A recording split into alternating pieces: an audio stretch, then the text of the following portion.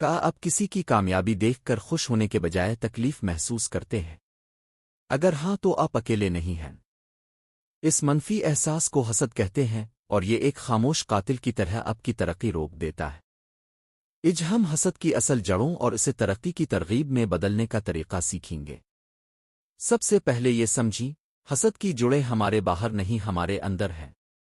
یہ اس لیے نہیں ہوتا کہ دوسرے بہت اچھے ہیں، بلکہ اس لیے ہوتا ہے کہ ہم اپنے اندر کچھ کم سمجھتے ہیں۔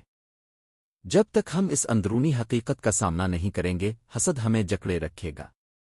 حسد کی 4 بڑی وجوہات۔ 1. کمزوری کا احساس، یہ سب سے بڑی وجہ ہے۔ جب آپ دوسروں کو بڑا اور کامیاب سمجھتے ہیں اور خود کو ان کے سامنے چھوٹا اور ناکافی، آپ کو لگتا ہے کہ آپ کافی اچھے نہیں ہیں، ان جیسی صلاحیتیں آپ میں موجود نہیں۔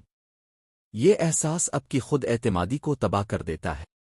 حسد اسی کمزوری کا ایک بیرونی اظہار ہے۔ 2.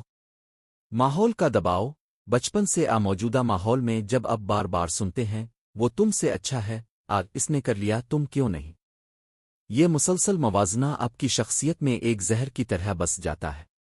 آپ اپنی قدر دوسروں کی کارکردگی سے ماپنا شروع کر دیتے ہیں۔ 3. کمی کا احساس، زندگی میں جس چیز کی آپ کو شدید کمی محسوس ہوتی ہے، دوسرے کو وہی چیز پاتے دیکھ کر سب سے زیادہ تکلیف ہوتی ہے۔ یہ دولت ہو سکتی ہے، تعلقات ہو سکتے ہیں، کوئی خاص ہنر۔ یہ تکلیف اس چیز کے کھو جانے کا خوف، نہ ملنے کا افسوس ہوتی ہے، جو حسد بن کر باہر آتا ہے۔ 4. موازنہ کی عادت، یہ حسد کو بھڑکانے والا ایندھن ہے۔ جتنا زیادہ آپ دوسروں سے خود کو موازنہ کمپیئر کریں گے، اتنی ہی جلدی حسد کی آگ بڑھے گی۔ یاد رکھیں، سوشل میڈیا پر ہر کوئی صرف اپنا بہترین حصہ دکھاتا ہے، نہ کہ اپنی جدوجہد۔ حل، حسد کو ایک مثبت طاقت یعنی ترغیب، انسپریشن میں بدلیں۔ سے ہی فیصلہ کریں، دوسروں سے نہیں، کل کے اپنے آپ سے مقابلہ کریں۔ اپنی ذاتی ترقی، اپنی چھوٹی چھوٹی کامیابیوں اور اپنے سفر پر توجہ دیں۔ جب آپ خود پر کام کرنا شروع کرتے ہیں تو دوسروں کی کامیابی آپ کو تکلیف نہیں بلکہ خوشی اور ترغیب دینے لگتی ہے۔ ان کا سفر آپ کو یاد دلاتا ہے کہ آپ بھی یہ کر سکتے ہیں۔ حسد کی زنجیر توڑیں اور اپنی طاقت دریافت کریں۔